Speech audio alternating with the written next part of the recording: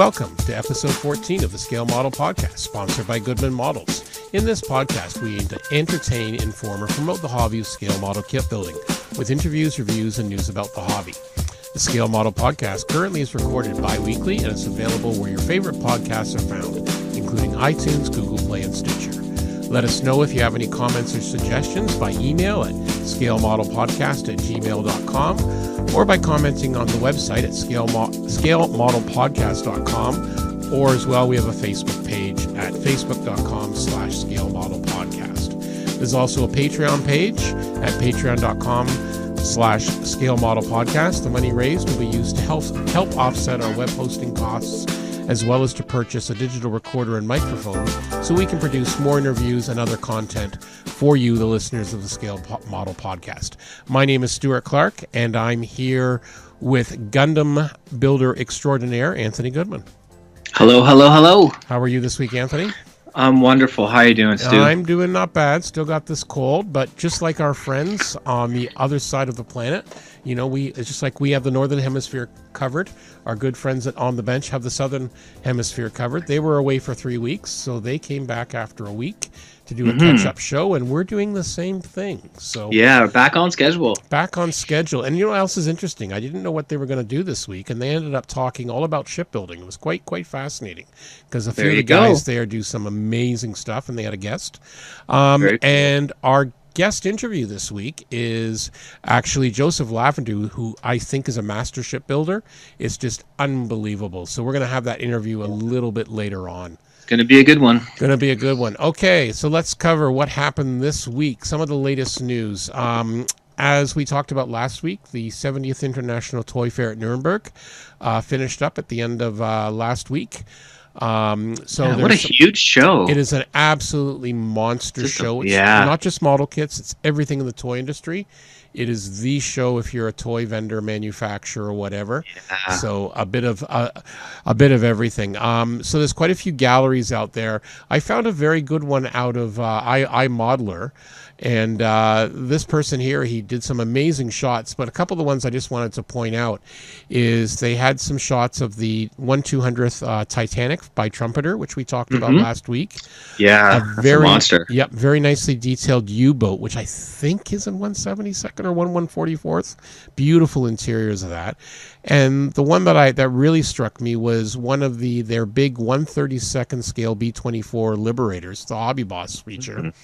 And what they did was for the show, they actually built it with the left side fuselage off, so it showed all the interior all through as a very nice looking cutaway.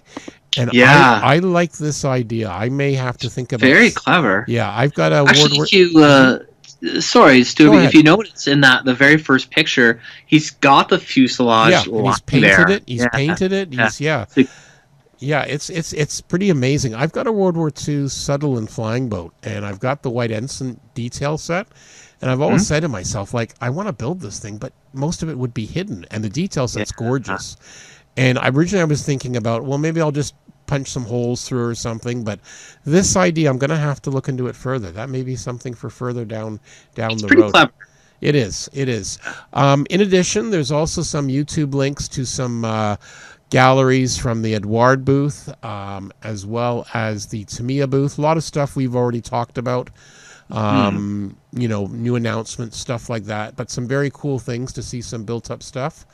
Also the Hasegawa booth, some stuff there with some, again, most of the stuff we've already talked about, but again, it's kind of neat to see the build-up of kits, and you can get an idea how many amazing things you can see at the toy fair.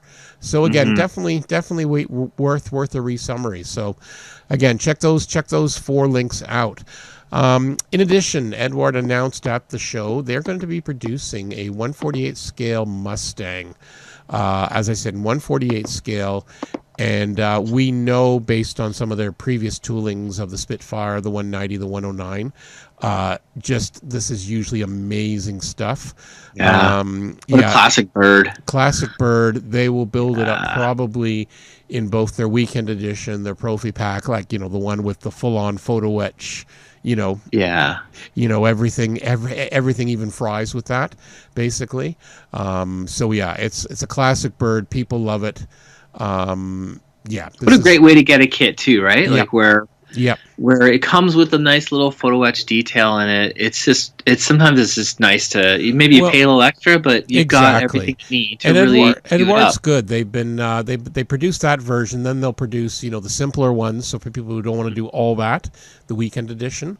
They did release a Tempest in 48 scale. Had a few minor little flaws, and they've released a second edition, which they've addressed that. But again, it's. People say, like, for example, this article here, they talk about the Tempest, the 48 scale Tempest. People are saying it's even better than Tamiya's 32nd scale model, which always had high reviews. So again, some beautiful stuff. I've built a couple of their 72nd scale Spitfires, and gorgeous kits to put together. Nice. So again, we'll see. Was there a price on that one yet? I didn't see a price point out yet. They just basically announced it. Yeah, we're going to keep an eye, obviously, and we'll let you know. Yeah, we'll come back to that one. Yeah, and we'll see what variations they have and stuff like that. So that's going to be a very fun release as well. Then we have a link to the modeling news. Takom, they're going to be releasing a Willys Jeep. They've released CAD drawings of a new tool in 1/35th scale of the classic, Allied Jeep four-wheel drive vehicle. So apparently, the way the advertising's saying this is going to be the start of many variants. So the CAD drawing shows a basic Jeep with a trailer and a mounted 50 cal machine gun. It's very crisp looking. Looks great. Yeah, and they said they're calling it Willys Jeep Family, so that suggests there'll be more than one release. So that could be, there was a lot of different variations of that. This could be very, very interesting as well. So again, we'll keep our eyes open. I know a lot of people like this sort of thing for diorama work and stuff like that. So the modeling news article is actually quite good. It goes into a little bit of some of the history and why the Jeep got its name, and some really good looking pictures. So definitely worth checking out. That's all we know right now. We know it's designed from Jason Wong of the T-Rex Studio from original version of the Jeep, so they scanned. Trailers included rear-mounted MG. There's going to be full engine and chassis details, providing with an opening hood. Photo etch parts will be included. So, there's going to be quite a bit. It's looking good for those armor guys or ones want to use it for dioramas. Definitely one to keep in mind, and we'll keep our eyes open for that as well. Yeah, I think that'll be really cool. I mean, that's a very iconic vehicle, right, from World War II era, and a workhorse, and when there was many units produced, so that'll be a good topic for a lot of modelers. Yeah, and I'm not sure when the previous one was built in that scale. I'll have to look at scale mates later, but I know it's been a while. Yeah, they've been around, right? Yeah, exactly. They've been around quite a bit. Okay, moving on to our friends at Ammo. New solution box has been released. If you recall, we talked about they released a solution box for late war American armor, and this thing came with everything but the kit, basically. So it came with all the different weatherings, the streaking, the washes, the filters, a nice guide. Yeah, excellent guide in that. So, and they hinted they were going to be doing some more. So now they've released a late war Luftwaffe, World War II, from late World War II, late fighters. So again, this includes everything again: paints, thinners, weathering products, brushes, resources. So again, an absolute, I'd say, 24 different products in here. A complete, fully illustrated, full-color, 70-page guide on how to do this. So if you're someone you've always wanted to do a World War II late war fighter, whether it be a 190, a 262, even one of the jets, the 163 or the 162 Salamander. Here's something here in one easy step. You can get everything you need to weather it. and about 75 euros. But that's basically about the cost you'd pay for the individual bits, and you probably get the guide almost free. And it's really well made. I think there's some value in these, right? Yeah, for sure. Because if you had to buy them all separately. Yeah, and then what's nice is it's a good base. Like if you're starting from this, I really hope they come out with an RAF one, because it'd be really neat to try some of the products. I've got a lot of 48 scale RAF fighters I've got to build. Yep. And it'd be really neat to try, because I haven't really tried this system. I've been using the Vallejo, very happy, but I've used the Oddmig product, and again, they always seem to be quite good. They're oil based. But again, it'd be nice just to get everything you need in one thing to try it. Now, what they did was they did invite, SMIG had some master modelers, or they had people, they actually gave some of the armor ones away, and we're starting to see some results, and there's some pretty cool stuff coming out. I completely forgot to get a link because I saw it on Facebook earlier today. But I'm sure they'll be talking about it too. But again, some amazing results people are coming out with. So yeah, definitely take a look. I know our good friends at Raptor Hobbies, they're going to have this, and I think they're coming. I think Raptor's coming to Heritage Con, so I'm going to have to see if he's. Yes, yeah. I'm going to have to see if Ricardo has that there. We'll talk to him about that. In addition, this month from Ammo, I also want to say MiG, but it's Ammo by MiG Jimenez. Yes, they've got the Weathering Magazine special, How to Paint IDF tanks. So that's Israeli tanks. Again, full color guide. The Weathering Magazine, new issues out. They've also got, in complement with that IDF thing, they've got an Israeli Conflicts Pigment collection. The Weathering. I was just looking at that. Yeah. That's a really decent. So the pigment collection, 5 different pigments. Yep. For let's see, 18. Yeah, was that? That's 18. Not 18 euros. It's 18 euros, so multiply it by about 1.5 to get Canadian. Yeah, so that's not bad. That's good. About $40-$50. Yep. And you get a whole different set of. I'd like to see, because I've purchased single bottles. Yep. Right, and it might be $10 or actually I think the last one I got was from Raptor Hobbies. Right. I forget if it was $10 or so. And this stuff lasts forever.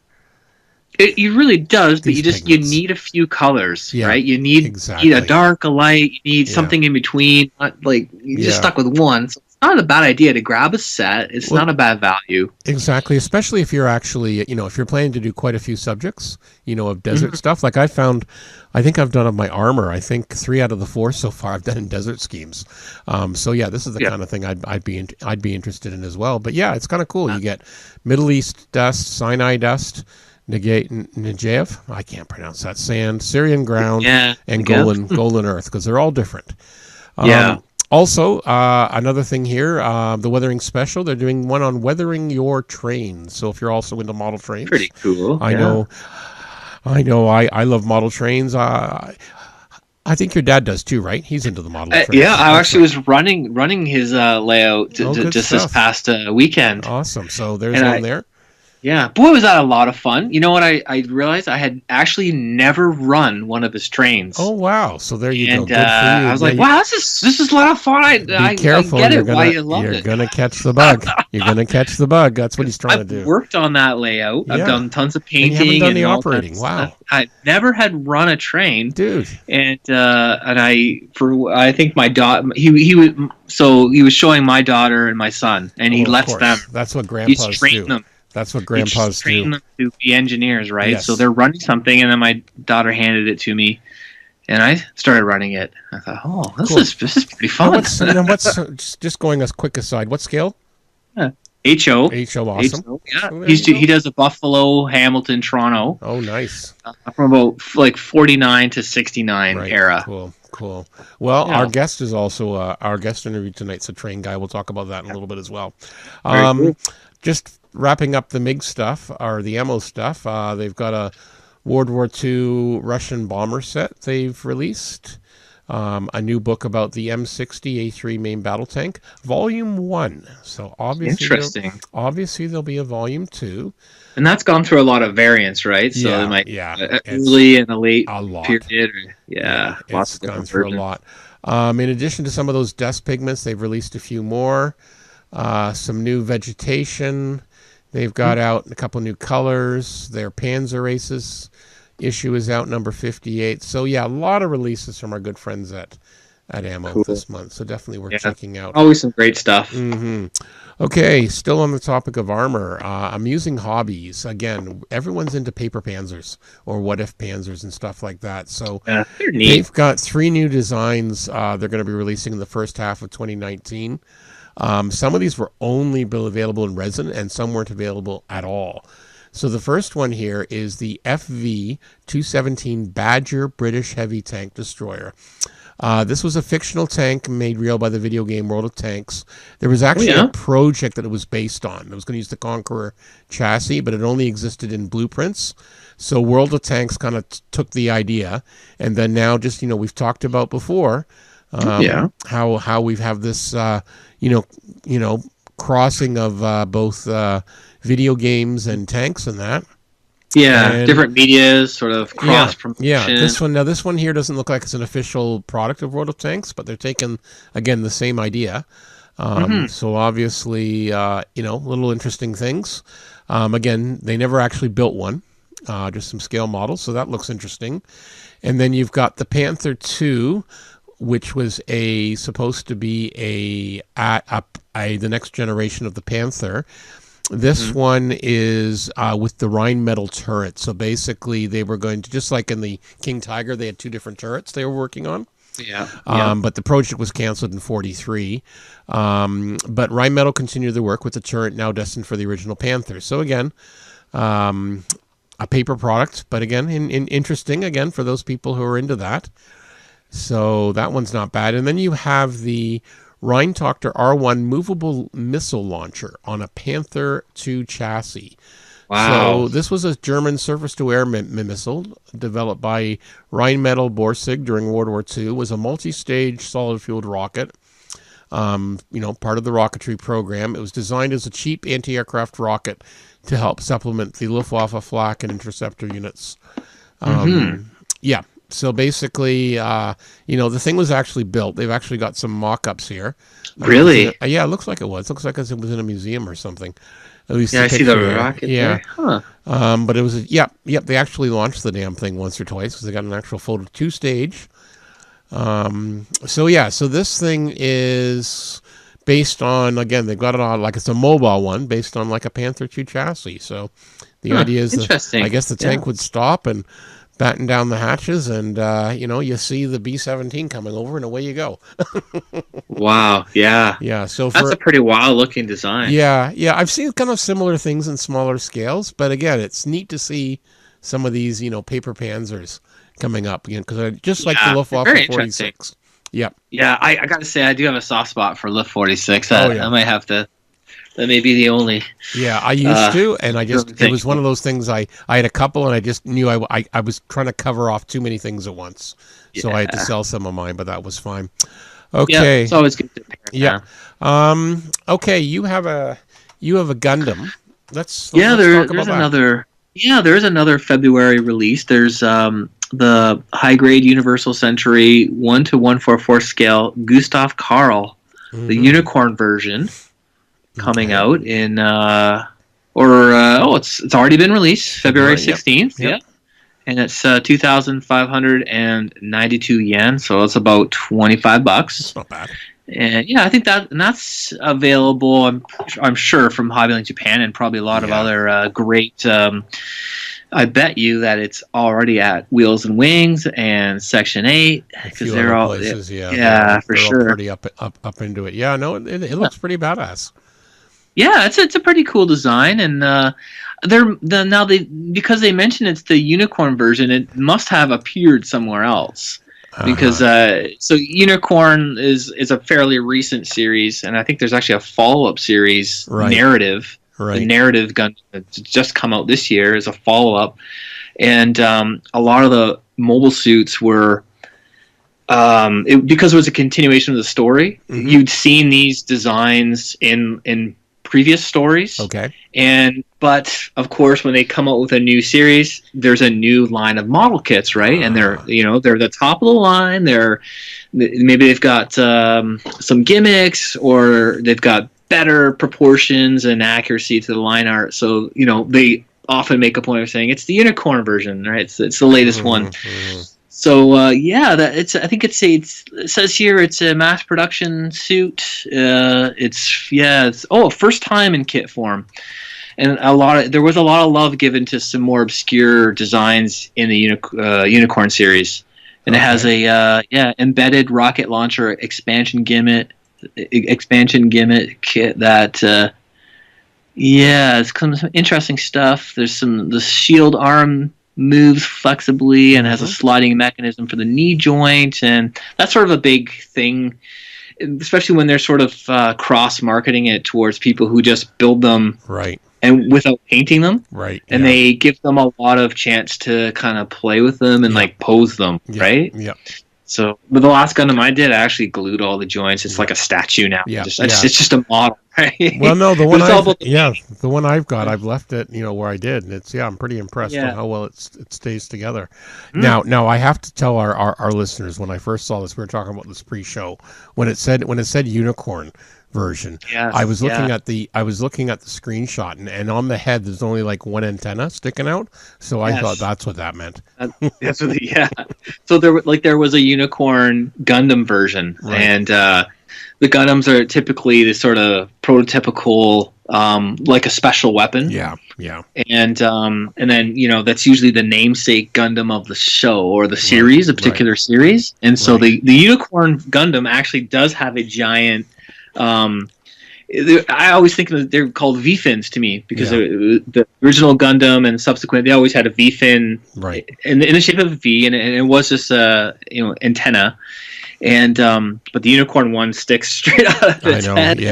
Very unique kind of looking mobile suit design for Gundam Unicorn. You know what I say? If they want to increase their market, especially on the internet, they need to make a rainbow colored unicorn kitty Gundam. That would just there's probably one out there. Probably is. I wouldn't be surprised. Be surprised. And someone in Japan's done it. Exactly. Okay. Moving on to a bit of sad news. Another local hobby store in our province. Retirement again. Leading Edge Hobbies in Kingston. They're actually going to be closing in June. Tony and Mike brothers. They've been doing that for years.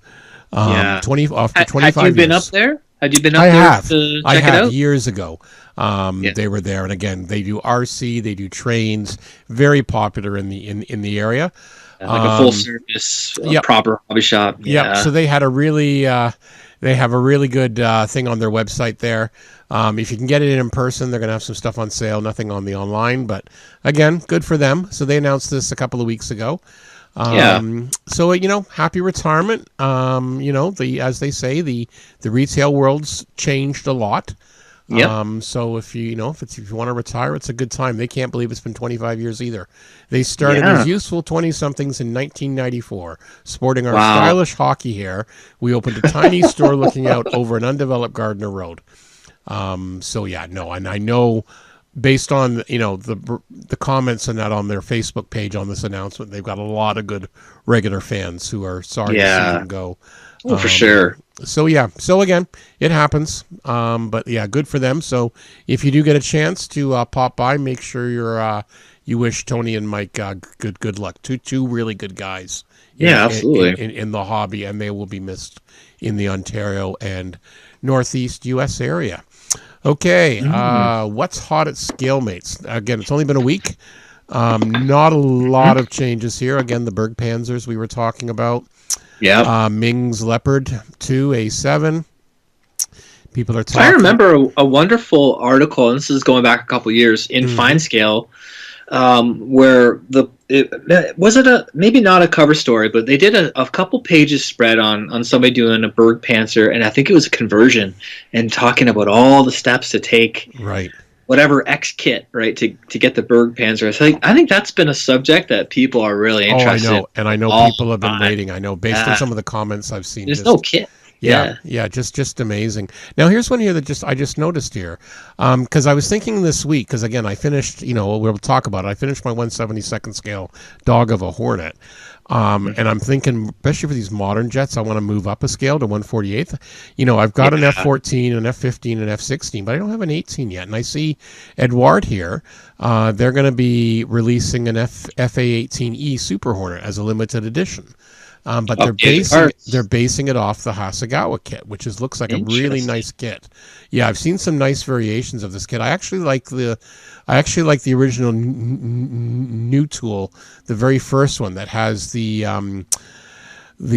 skull and crossbone decals from 2005. Oh yeah. But like I said, I'd love to do that one. But again, it's it's something I'm going to keep my eye on. Actually, when we go up to Hamilton, I'm going to keep my eyes out. If I see a fairly good, 1/48 scale for a good deal, I'll probably pick it up, because I'm thinking more and more. I've got most of the modern U.S. Navy in 1/72nd, and I have a feeling those are going to end up getting sold. They're just really they're going to be hard to work on. Yeah, and I'm just, now again, before I do that, I'll probably build, I've got the Tamiya Tomcat, the F-14A, which falls together, people say. I've got their old classic F-15, so I might build one of those first just to see what I got myself in for, but we'll see what happens. What else here? We got the Toyota TS050 hybrid racing car, a lot of different stuff. The Ronfil Panzerwagen, the Hawker Hunter, the Rolls-Royce armor car, all stuff we've been talking about.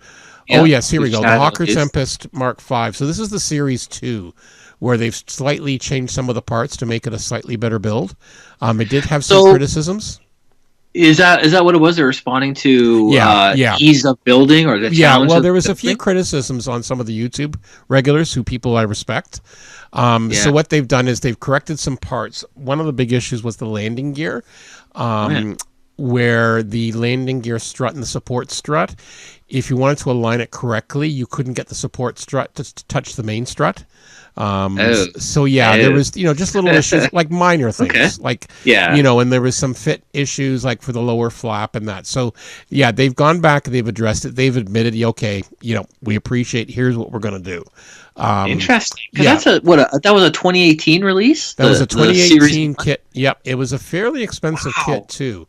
Okay. So again, there was, people had the right to criticize, and I think it was good. Sure. Now again, people are saying if you've already got the first one, you can build it without having to, shell out big bucks for the second one. But if you don't, and you want to build one, get the second one. There you go. Because it was, like I said, an all new tooling. It's the Profipac one again, so you're going to get the photo etch and stuff like that. And again, apparently it builds up to be a very nice kit. Just again, there was a few issues, which people were they were trying to address. So that looks like what's happening there. So. So that's good. So now we're going to stop for a quick word. And those darn Super Sanding Blocks again. Hey, I saw a great picture of a nice display of the Super Sanding Blocks up at our good friends of Wheels and Wings. Why don't you tell us about that? In Toronto. Yeah, so I had an idea of making refill packs available, and actually had a quick conversation with Kyle Hood up at Wheels and Wings, their sales guy, and he said, "Why don't you just do singles?" I said, "You know what? That's a fantastic idea." So the idea is that if you would like to just try one out, you can get any of the 6 grits that are available, or if you've used up one and just crushed it, you can get a replacement, and then you still got your other set. So they're now available. They're up at Toronto. I got to get a listing up so I can just sell them sort of, mail order kind of thing to all over. But if you're in the Toronto area, you can get them, get a replacement. And so we got them all packaged up, and they were sent out, and I know they've got them up on a display and looked really sharp. So that's a great hobby shop, very well stocked. It is. And of course, the Super Sanding Blocks allow you to do a nice level sanding base. They're basically just quickly describe them again for someone who's So they're the best for when you're sanding seams on a kit. You can get everything perfect and flat. So it's all about getting that accuracy and the first time getting it right. So it's an acrylic block that is perfectly flat and hard. So when you're sanding your seams, you're going to get a nice clean surface. You're not going to roll over the edges. You're not going to accidentally have a dip or that kind of thing. And that's the kind of tool that really helped me just, with the accuracy when I was putting together my kits, right? I just needed a nice clean plane where there's a seam. Mm-hmm. And so I use them all the time. And then just other people were asking about it, and it sort of grew from there. Awesome. So now they're going to be at Heritage. You're going to be at Heritage Con, aren't you? Yes, I'm going to be doing a demo of the super sanding blocks at the FlexiFile table. Awesome. And that table always makes me drool. They have the best tools. They do. We're going to make sure we're going to make sure we have some audio video coverage there, so we can so you can see you can see why, just like me, Anthony has a face for radio. Just kidding. No, we're very happy to represent. Yep, we're gonna have a nice demo. I may even mic him up. We'll see what happens. Very cool. So that'll be good. So definitely check those out. And where can someone find them right now, other than Wheels and Wings and better hobby stores? Wheels and Wings. They're still in stock at culttvman.com. Mm-hmm. Okay. And he's mainly a science fiction, fantasy, that kind of awesome store. Hobby kits, but he's got a ton of stock. He's an online shop. Okay. I think they're still in stock at Section 8. They're still in stock at Elm City Hobbies. That's out east in Canada, and they also do a lot of mail order. They're available there, and you can get them directly from me by checking out my Facebook page, Goodman Models, and you can order them direct from me. Perfect. So definitely check them out. I use them and I recommend them. I use them almost every day. So there we go. And we thank Goodman Models for their support of the podcast and the fact that Anthony actually comes here and puts up with me and my bad jokes every week. Well, we got to elevate. That's what I'm here to do. That's what we do. Exactly. There you go. Attaboy. Okay, moving on to our interview of the week. So Joseph Lavender, he reached out to me. He is actually from Charlotte, North Carolina, and he is a shipbuilding model guy. And we had a good chat. He's actually an air traffic controller by day, so there's a stressful job for you. Oh, yeah. And he relaxes by building these model kits, and absolutely amazing stuff. Yeah, this is some wild stuff. Yeah. So, again, he started as a kid, and then, after, college, started the hobby again after college. He started working a lot in resin and brass, and he was modifying and scratch building World War I era warships in 700 scale. He's wandered into wooden ship construction, but he's also been playing around with the large scale card models. But some of this custom stuff is just amazing. Oh yeah, the other thing he does is I said, we're talking about model railroading. He's into narrow gauge model railroading, and the gauge is, and I hadn't heard of this one, but I'm not surprised, NN3. Which is a very niche. So this is N scale, but then you use Z scale, which is even smaller scale track. And one thing that's kind of neat is another podcast which I really admire, which is called A Modeler's Life, and it's a model railway podcast. If you're into model railroading, it's worth a listen. A Canadian guy, Lionel Strange, he's done stuff for Model Railroader and that. He wants to get him on, and I actually managed to beat Lionel and got him interviewed first. So, excellent. There you go. So there's a shout out, but I'll give a shout out to Lionel and his bunch. He's got an awesome podcast. Definitely check them out at amodelerslife.com. So anyway, enough of me yapping. We'll get on to talking about this. And here is the interview with him. Our guest tonight on the Scale Model podcast is Joseph Lavender. Joseph started in scale modeling as a kid, building department store ship kits. He took up the hobby again after college, once life had calmed down and become more stable. About 8 years ago, he began to take the hobby more seriously and started working in resin and brass, extensively modifying and scratch building World War I era warships in 1/700 scale, all but giving up plastic. There have been a few meanderings into wooden ship construction, but he's also taken a detour lately with large-scale card models. He's also taken the odd diversion into narrow-gauge model railroading, which is scale NN3, which is all but dead these days. Joseph, or Joe, I should say, welcome to the Scale Model Podcast. Thank you. Thanks for having me. Well, first of all, I have to do the quick aside with NN3 gauge. That must be. I've heard of ON3. I've heard of HON3. That must be very narrow. So we're like, are you going? What size track are you laying? It's Z-scale track is what it is. It Wow. scales out. I hand lay the track, but you can use commercial Z-scale Right. track just right off the rack. Well, that explains why your love of some absolutely amazing warships. You've sent me some pictures. We're going to include those in the gallery. Oh, great. I'm right now looking at the Imperial Japanese Navy 1800 Yamashiro. Am I pronouncing Yamashiro, that right? yes. 1,800 scale. And you've got a quarter beside it. And I'm looking at this and I'm going, yeah. Yeah. Beautiful. Some beautiful stuff. So, yeah, you've been building ship kits. Yep, ship kits. Let me try that again. That is ship with a P. We also should say in your day job, you work a very relaxing job, just a air traffic controller. Yes. Yeah, nothing. Yeah, it's just quiet all day long. All day long. I just sit in silence. No stress at all. No, nothing none. like that with government shutdowns and stuff like that. But planes got to fly, so yes, they do. So good stuff. So tell me a little bit. What we'll basically start with. What was the first? And I ask a couple of questions. What was the first kit you ever built? The first kit I ever built, the first one I can remember, I think, is the venerable Revell Missouri. Okay.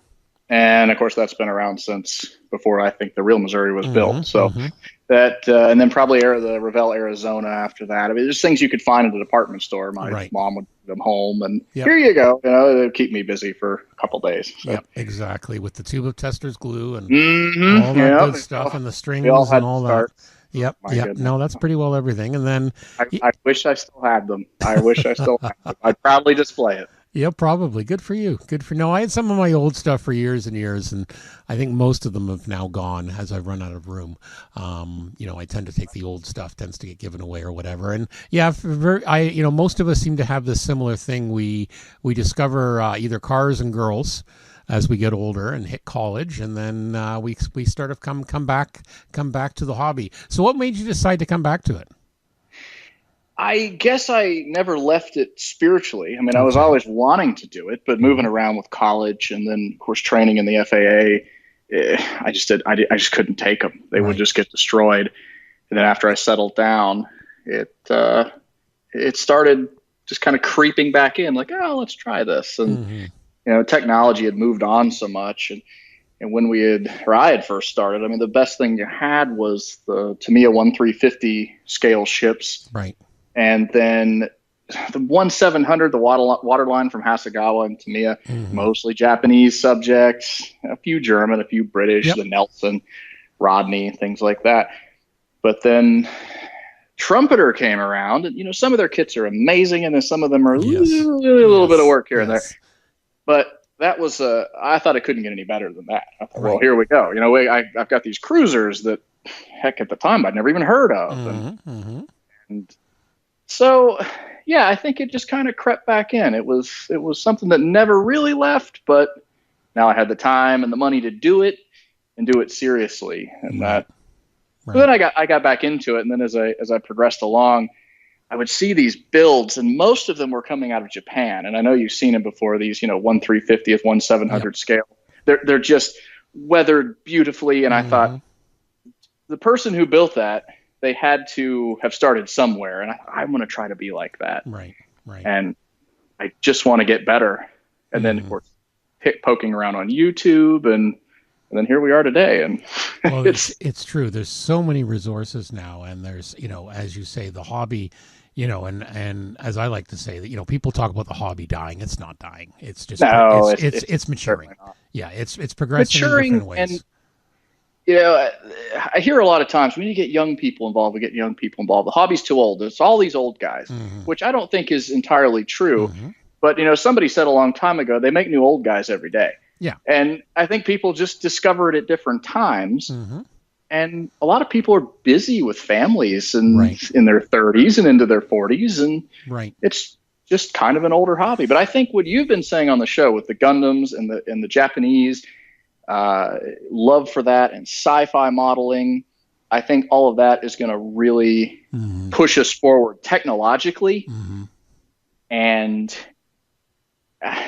I don't know. I think that is what's going to carry the military modeling. Oh, I think so. Because tanks and aircraft and exactly. I think if you look at the numbers, and again, there's people of a certain age. They grew up with some of these aircraft. They remember them when they were kids, or their fathers talking about them. And as I said, as people get older, they'll be less and less. We've seen a little bit of a resurgence with World War One, with Wingnut Wings and some of the stuff with the Wingnut Wings, and of course the anniversary. So that's there. But I think you're right. I think there's a lot of kids now. It's the same thing. We mentioned before the show started about Lionel Strange's Railway podcast, and it's like and it's like he talks about too. The kids now, they don't want to necessarily build steam engines. They want to build the stuff they're seeing, the modern stuff. Seeing every single day, and that's great, and it's out there, and railroads it's out there. And I think we're seeing that everywhere. And we're seeing that as well in the in what's coming out, and in the sci-fi line. The sci-fi lines are absolutely huge, and I know, just looking at my own IPMS chapter here in London, Ontario, we've actually, we've never been larger, and we've got quite a few new guys who are in their late 20s, early 30s, and they're building Gundams. They're building different things, and and again, what's thing that's really been good about our club? Everyone's very accommodating. People are fascinated by them, just like these guys are fascinated with what the armor guys can do, and people are picking up tips from each other and stuff like that. And I'm always, and again, my co-host Anthony, he's really into it, and he's introduced me to a lot of this stuff, and the Gundam stuff's absolutely amazing. The engineering that goes into it, but we're seeing that, with most kits, as you say, I think the mean age is older, definitely. But we're also seeing, like, with all the aftermarket and the detail stuff, you can just, throw something together in an afternoon if you want and be proud of what you've built, or you can spend hundreds of hours. But again, that's what the hobby's all about. Would you agree?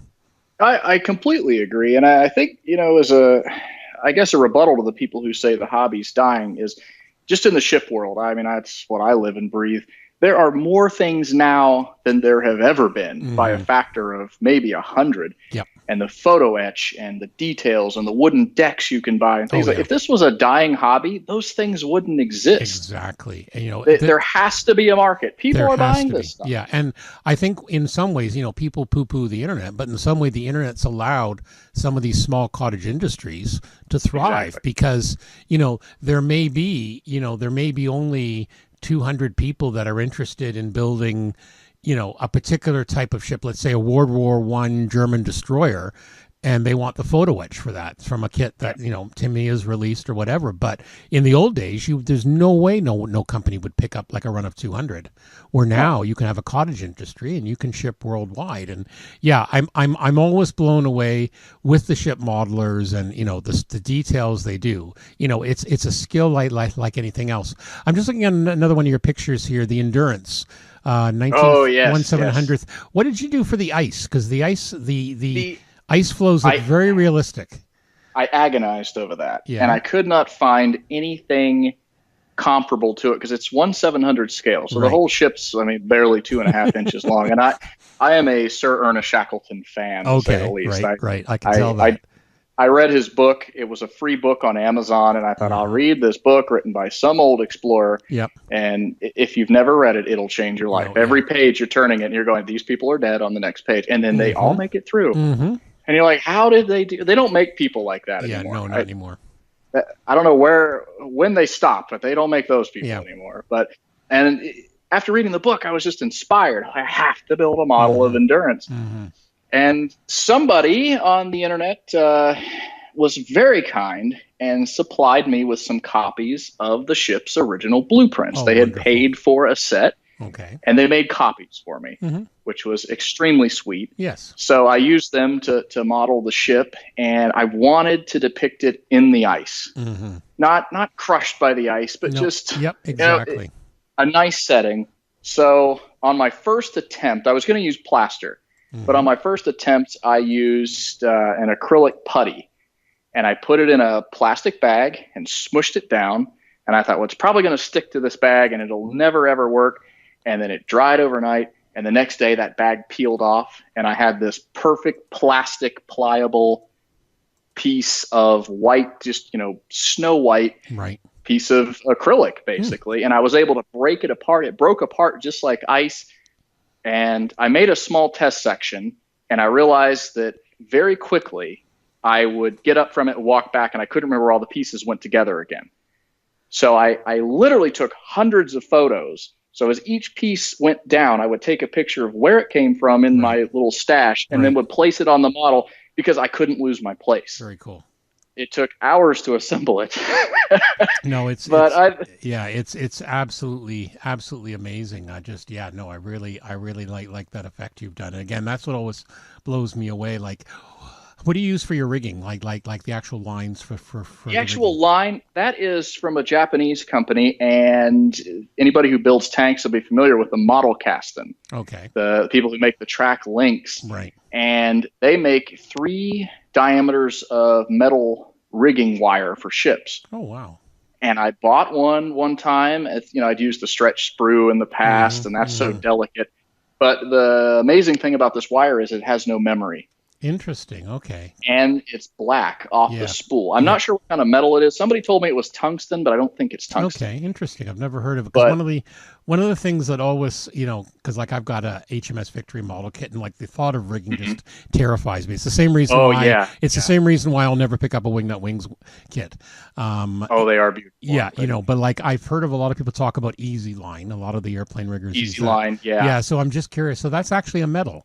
Interesting. Yes, it is. And in small ship models, I like to build intricate masts. I think that's thin, but with the Lycra products and the aircraft model rigging, it puts tension on those parts. Does it? Okay. All right. So interesting. With this, since it's metal, it actually goes to reinforce the mast. Yeah, there's no tension whatsoever. Yeah. Like I'm looking at your HMS Tiger 1919 and 1700. Again, the rigging on that is just absolutely gorgeous. And that's again, model casting. Yeah. I would be cross-eyed even with a magnifier. So yeah, just an absolutely beautiful kit.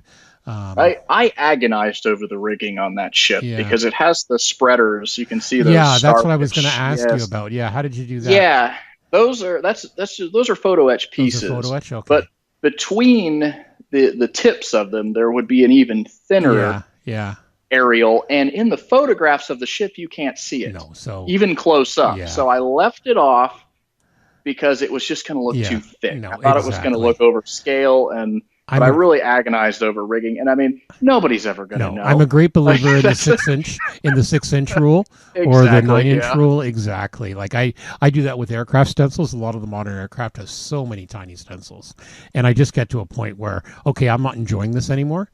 You get to a point where it's like, and again, it comes down to building for you. Just looking through, there was another one here. Oh yes, this one. And again, I have no idea how to pronounce this. It looks like a destroyer, 1912 KUK SMS Scharfschuss 1700. Oh, Sharpshooter. Sharpshooter. So is that a German destroyer? Sharpshooter. Austro-Hungarian. Austro-Hungarian. So what did you use for the whole water effect? The water effect. It started out as just foam insulation. I think it's pink down here nowadays. Used to be the blue board. Mm-hmm. I'm not sure what it is overseas, but I carved that down and then built a wooden, I guess a skirt around it, like a frame almost. Yep. And then on top of that, white glue mixed with water, and then on top of that, some watercolor paper. Interesting. And I let that, thick watercolor paper. Okay. That gives you the texture. Yeah. And I let that dry and then cut the ship, the hole for the ship and let it. I want a kind of a dramatic scene. Like it was just about to go into that wave. And, that's what I like about it. It's just, it's especially all the waves on the side. And, it's to me, it looks a little bit more realistic than some of the other stuff I've seen. It's all good, but I really like this one. And you really sets the scene as a smaller ship. Dealing with the mighty ocean. So that is absolutely awesome. And as I said, we're going to have these photos up in the gallery, and we're definitely gonna do that. But just some gorgeous work. So is there a particular build, either one here or one other one you've done that you're particularly proud of? Particularly proud of, I think lately it's been Tiger. I finished Tiger last summer. Mm-hmm. And I had spent so much time on it. The hull is from Kombrig, Russian company. And then it came with enough stuff to get you going. So basically the hull, I threw away the rest.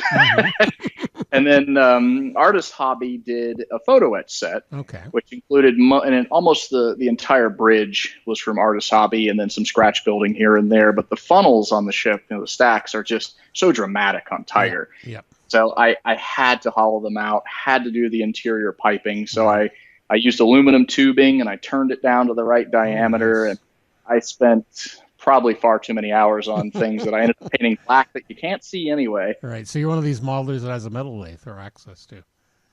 Small, very small lathe, but yeah, I've been watching some of the YouTube channels of the English guys who build like the small stationary steam engines.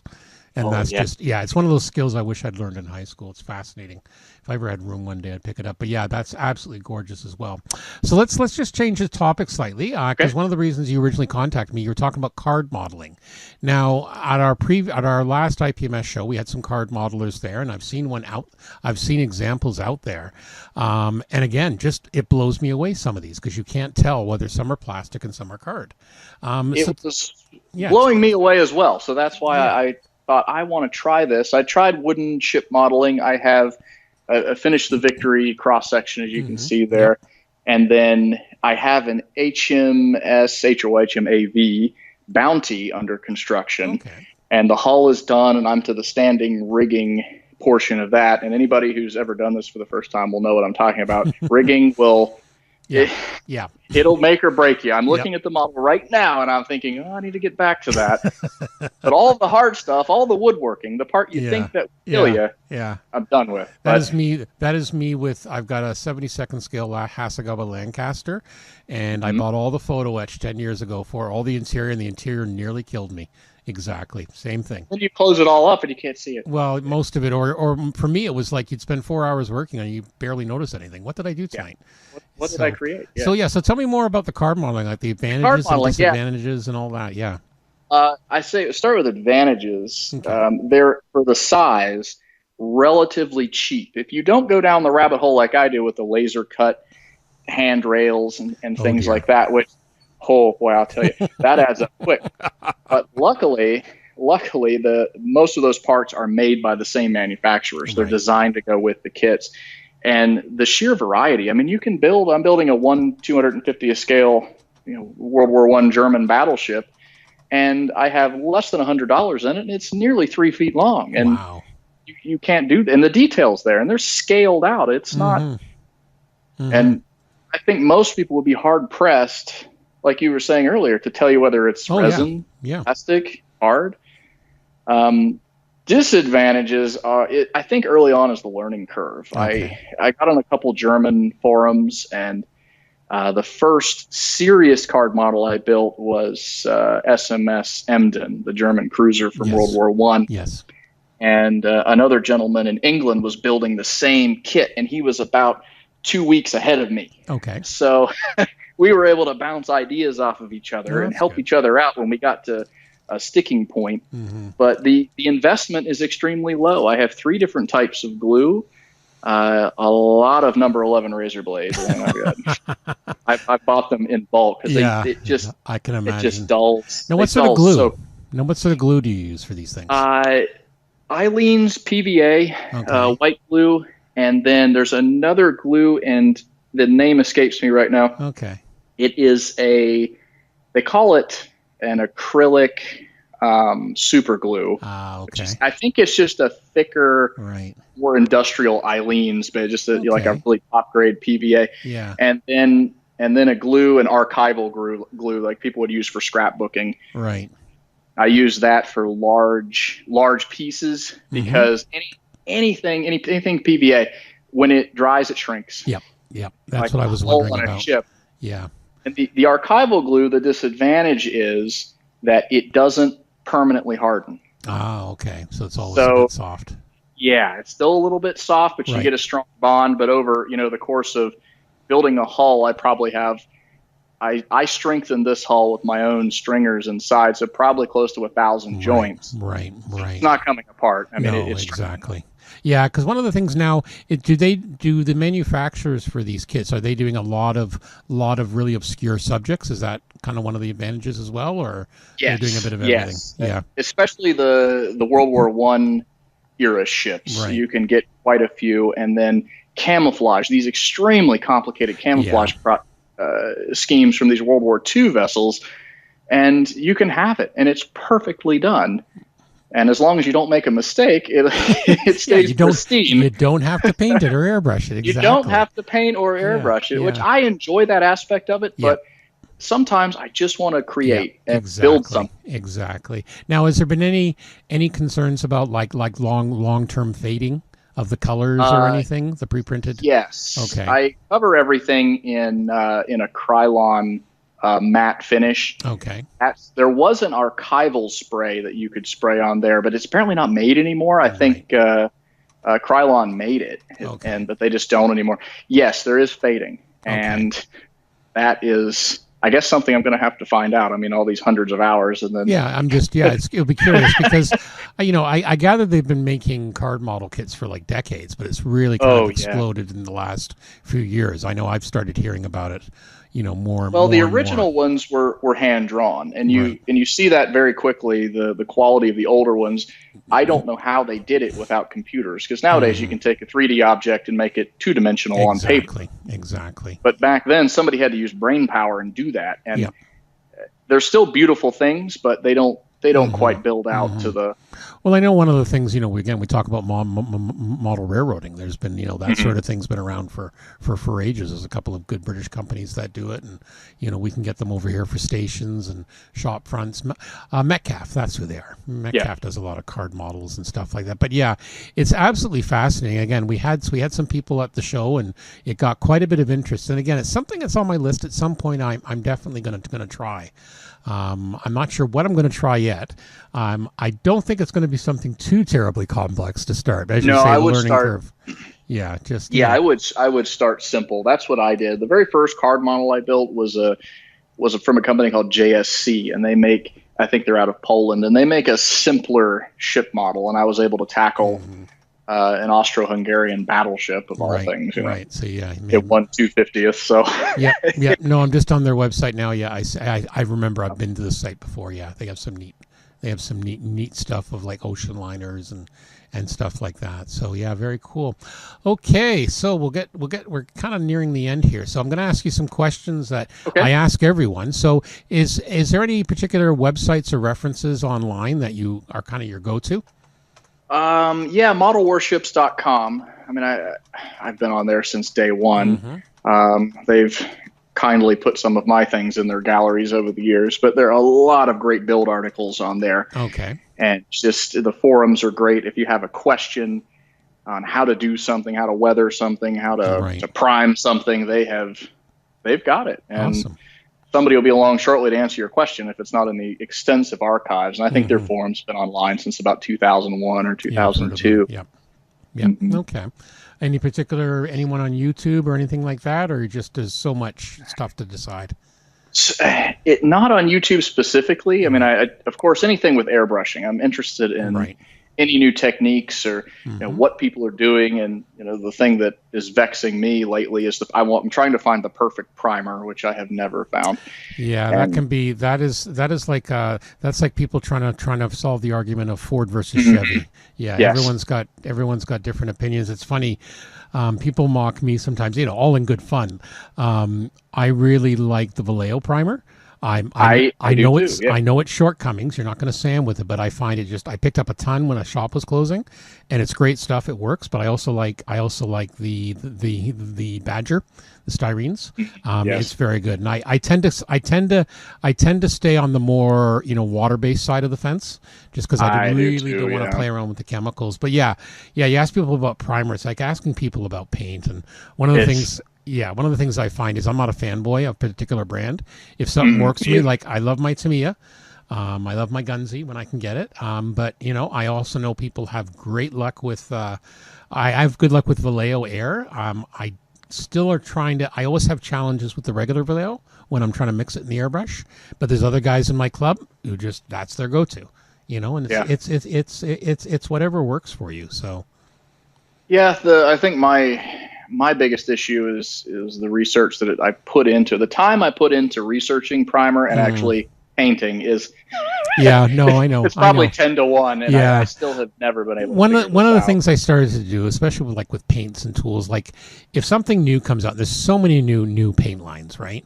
Now, Yeah. fortunately, we don't always can get them up here in the local stores and stuff like that. So I'm pretty happy with what I've got. But when we do get some of the new like weathering products, I will try them, just to see. And if they perform as well as like let's say my Tamiya paints or my Tamiya weathering stuff, then great, I'll use them. But everyone's different. So yeah, it's the same thing with airbrushing. Like people say, "Oh, what would be the recommended airbrush?" And I say, "Well, this is what I use, and this is why." Yeah. I have 3. I mean, yeah. I have 3. Well, Yeah. it depends on what I'm doing, and Yep. the primer. If I'm masking, I use something like Tamiya because I Yep. know it's not going to come off. If I'm not, I'll use Vallejo. Yep, whatever works. Yeah.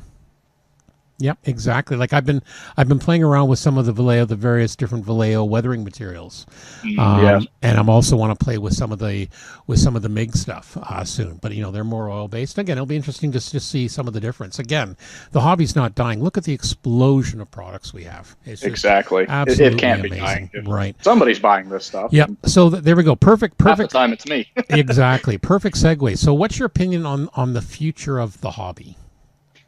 I think it's upward and onward. I don't see any reason. I do think that, like I said earlier, I think sci-fi is going to carry it. Mm-hmm. And I think that 3D printing, I've seen some 3D printed resin ship kits.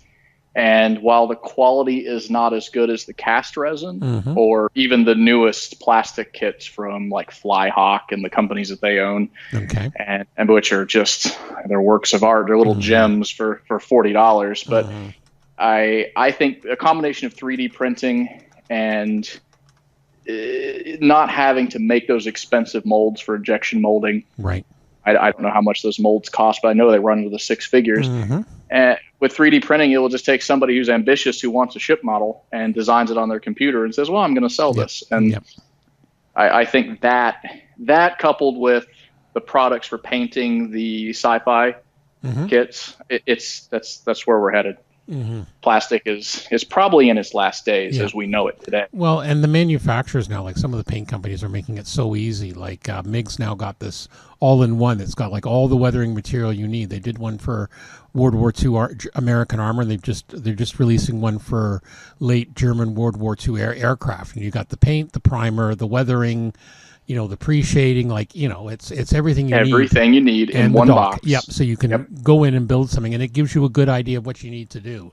Yeah, there's so much reference out there now and stuff like that. And it's funny, people talk about groups like IPMS and they say there's not really a need. But, I still think there is. There's nothing like getting together with a group of people who are into the exactly. hobby. And that's what we find. I think if, in Canada, our IPMS national people are very good. We've got some good local chapters that's helping bridge the hobby. And, I think it's the same in the States. You've got some very, very good chapters in IPMS USA. It runs the gauntlet. As you say, we all know the grumpy old guy sometimes.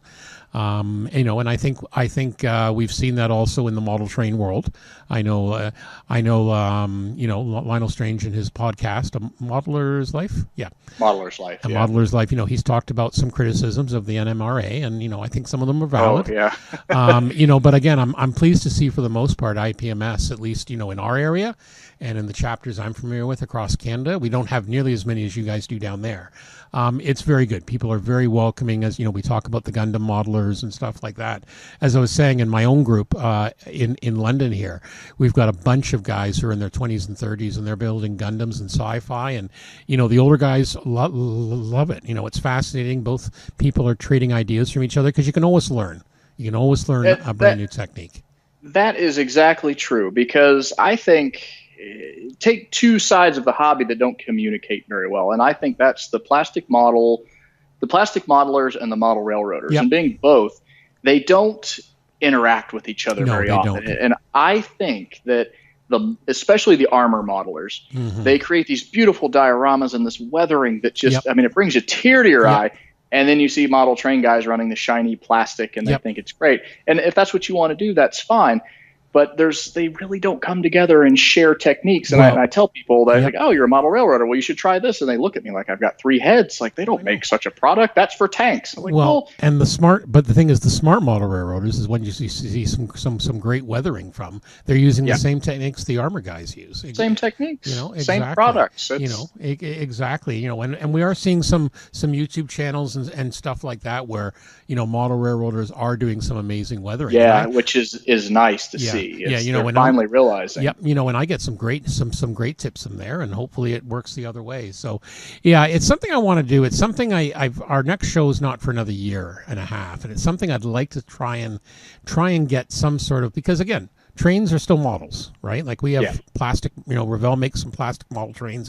Airfix does. So I'd like to get a small, something there just to get the two communities talking. So it's something to think about down the road. But so last but not least, what's currently on your bench? That would be my 1/250th scale card model of SMS Baden, last German battleship of World War I.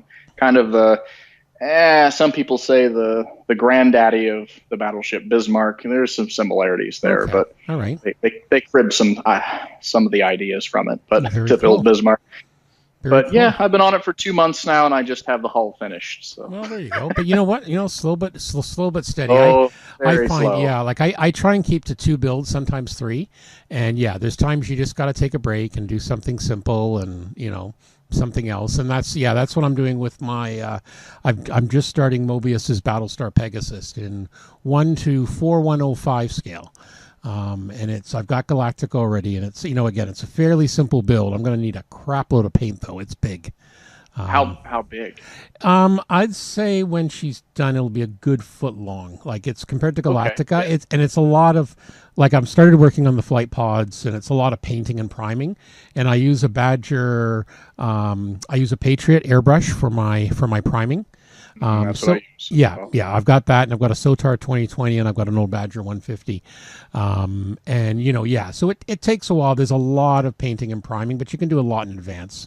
Again, I've actually got a Tamiya Missouri from like the late 90s. So it's got 1/350th. So it's the configuration, with the helipad and the vertical launch missiles and all that. And I'm thinking to myself, when it comes time to do that, I want to buy a spray gun just so I can put the primer down properly for the whole, all that red paint underneath. All that red paint. You gotta because it's just, if I use my little Badger, my compressor is going to overheat before I get halfway down the first end.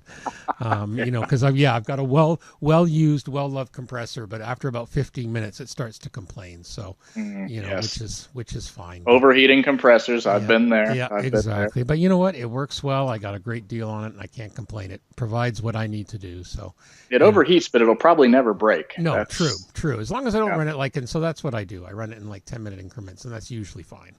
But so that's my other excuse for staying away from the monster kits.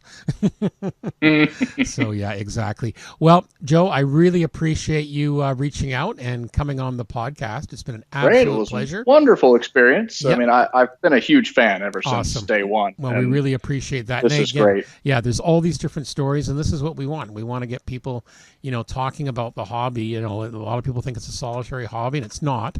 And like people know each other the world over. So if you're ever up in Canada way, you have to look us up. We've got some good stores and some other groups, and a lot of good ship guys. I know a couple in our club are really going to love this interview and some of the pictures. And if I'm ever down Charlotte way, I'll see if I can look me up. The coffee's on me, and we don't have any hobby stores anymore, but I know. Again, a lot of different places closed. We're losing one actually about 3 hours east of me in Kingston. They're actually retiring.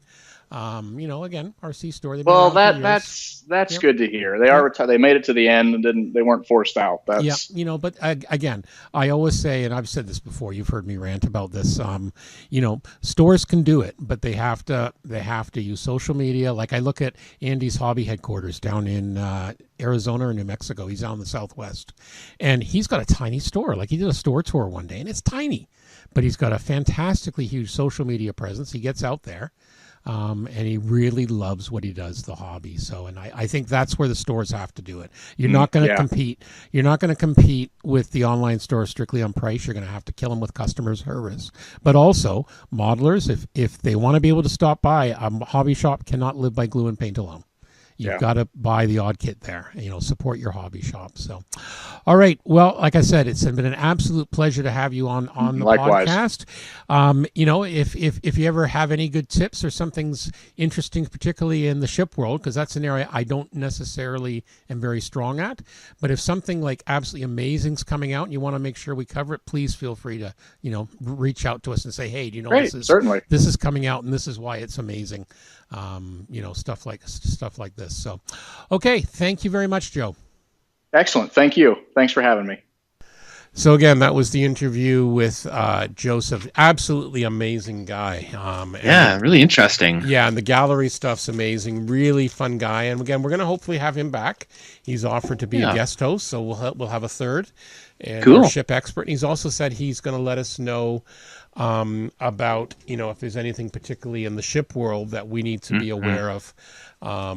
He'll let us know about that. So moving on, let's talk about what's on the bench. Why don't we go with you tonight? What's on your bench first? Well, I've been just really working with some oils and doing the stowage packs for my MIFV, and sort of taking my time, just doing the wooden handles on the tools, and I've been doing some like the pouches, and I've been experimenting with the pouches that came with the Academy kit. Okay. But then I also got the last year I got the Tamiya 1/35 scale modern U.S. military equipment set, and I've been using some of the stuff from there. Cool. And but really the oils are really working.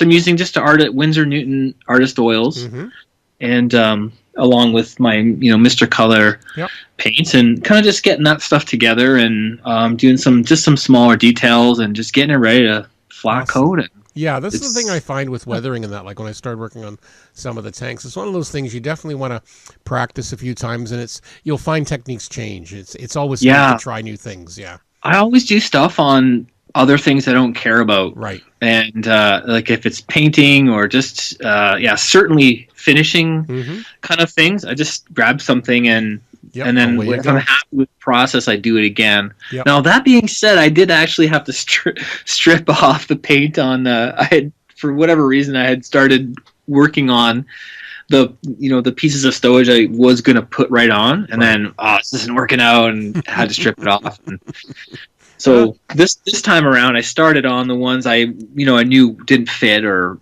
just going to be random. Right. So, but and how about you? Where are you at? Again, with this damn cold, haven't finished a lot, but I did get the Hornet. I've decided to call that one complete. Nice. Again, it was a dog of a kit. It's not my best work, but it came out okay. I'll throw a link up to all these. The Desert World War II Shaitarn diorama. It's slowly but surely getting there. I've got the gun tractor and the 88 gun super glued in now. Nice. I just need to, I had to redo that one. It was not quite in the space I wanted. So it's just a matter of picking the final spot. I'm just debating if I'm going to super glue the Gundam on or not. It's actually, the Gundam's pretty stable, so I can probably just leave it separate. It means I can transport it a bit easier. So I'm hoping to, our local IPMS London meetings this Wednesday. So I'm hoping to actually bring it out there. So I'm looking forward to that. Cool. I would like to see that one in person. Yep. And then you can also try brass rods. I often put brass rod pins in the feet. Okay. That mate together. Yep. And then something you can take off, but something you can connect it to the base. Yeah, it's actually pretty stable. I'm surprised. He's got giant feet, so he has a good solid base. Yeah. And then speaking of IPMS London, we do an annual 1-year build. Mine this year is Mobius's Battlestar Pegasus. So I've started prepping, priming, and painting the flight bods. It's going to be a big ship when done, so I'm doing it in sections so I don't wear out my poor air compressor. Nice. Well, it sounds like you're off to a good start for the one-year build. Off to a good start there. Next step will be the engines, working on that. So I've got to get a couple of postings up on there. So yeah, it's working out well. All right. Nice. Sites and tips this week.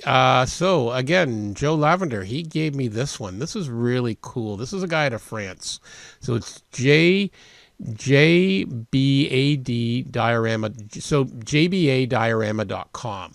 So this is an artist out of France, and just amazing stuff. Joe had seen this, and he was really blown away. This guy does some amazing stuff. He basically, it's very cool. Yeah, he calls this an art form unto itself. So, for example, he's got a diorama here on the front page called Hell. Again, the way he uses the light, so he makes it look like something that's glowing is glowing on all the various objects. And it's left off kind of out of the scene. It's very clever. Yeah, some amazing work. The site comes up, it renders a bit funny, but don't worry about that.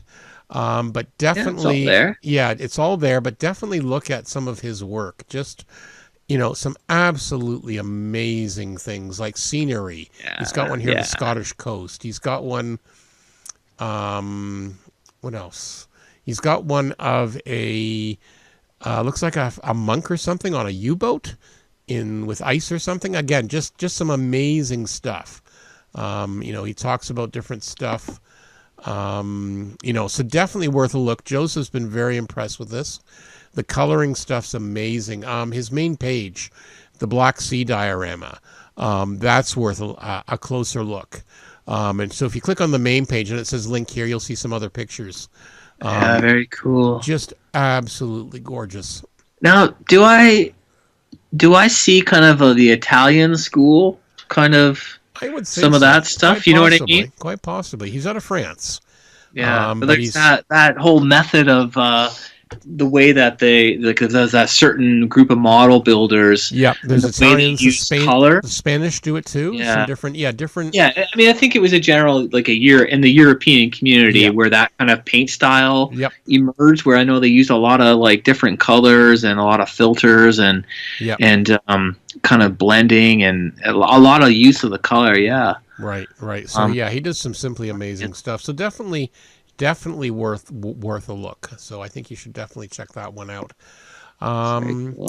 So that is it for our catch-up show. So we're caught up again. So again, we'll be back every other week, just like our friends. And again, a shout out to On the Bench down south, who are still dealing with the heat of the summer, but definitely check out their show this week. They talked about all things model ships. I learned a few new things as well. So definitely check them out.